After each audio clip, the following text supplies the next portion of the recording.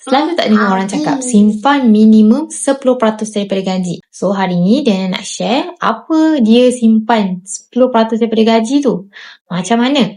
Jadi sebelum tu jangan lupa save dan share dulu video ni untuk rujukan. Tahu tak, kita cuma perlu simpan 10% je daripada gaji untuk mula bina tabung simpanan. Tapi ramai yang rasa susah nak buat sebab tak tahu nak mula dari mana. Contoh mudah yang Diana akan bagi iaitu gaji minimum RM1,800. Simpanlah RM180.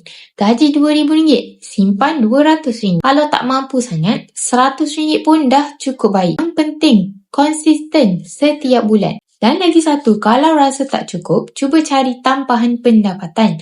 Sambil tambah income, tambah juga simpanan. Bukan terus tukar gaya hidup bila gaji dah naik.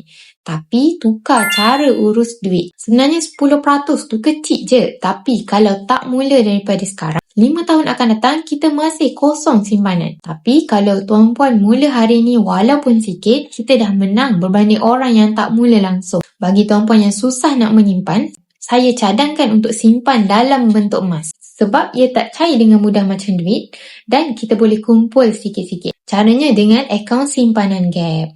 Jadi tuan-puan yang nak mula simpan emas, minimum RM100 pun dah boleh menyimpan. Boleh klik link di bio Diana ataupun DM Diana dan Diana akan guide step by step untuk mulakan simpanan emas.